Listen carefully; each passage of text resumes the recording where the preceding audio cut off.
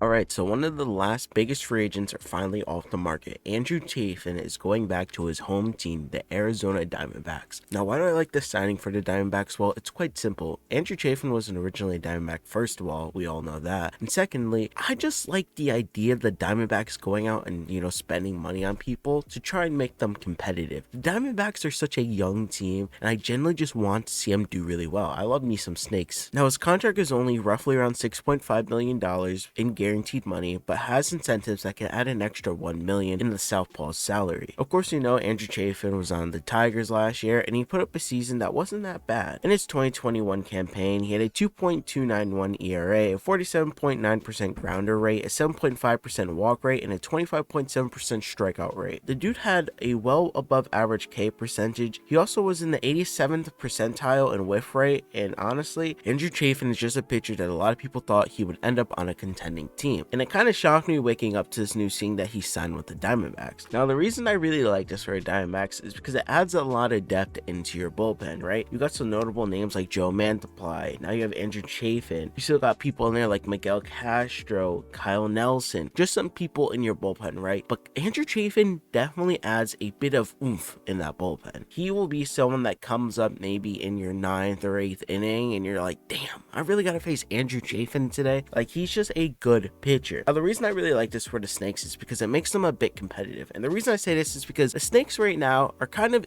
in the middle part in the rebuild, right? They don't know what they're going to do next year. Last year, they didn't perform as well as they wish they could have, but they're starting to bring up a lot of their young prospects that seem really promising. And the reason I like this is because a lot of the young prospects they have are amazing. And that's going to start off with Corbin Carroll. Corbin Carroll is one of the fastest dudes in all of baseball. He's fun to watch. He's exciting. He came up a little bit last year and helped them actually come back. I think it was on the Phillies or some other team. They came back from a very big deficit late in the game, and Corbin Carroll was a big part of that. You guys still got Ketel Marte. Ketel Marte is fun to watch. He's a dude that will hit above average. He's good. You got Jake McCarthy, another rookie, right? He's going to be at your first base position. He isn't bad as well. And then you guys still got Alec Thomas, a center fielder that just is explosive, man.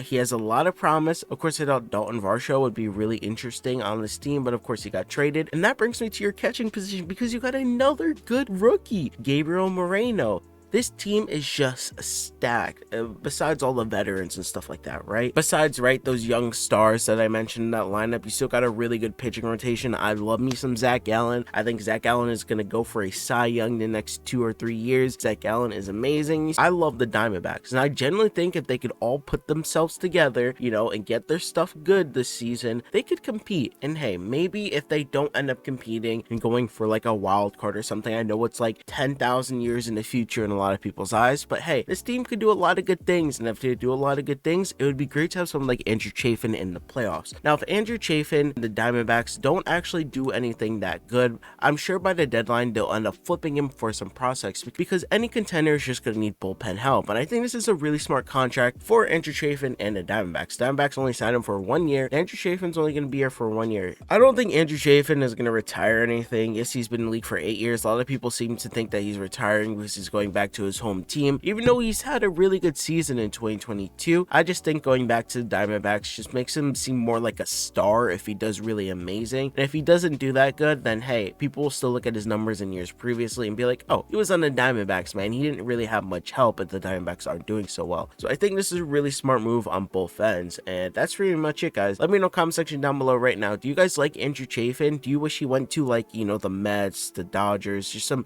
competitive team, or are you okay if I'm on the Diamondbacks? I think it's great to have him there, and I'm just really interested in how the Diamondbacks are going to do next season. Thank you guys for watching. Please leave a like and subscribe if you enjoyed this video, and have a great day.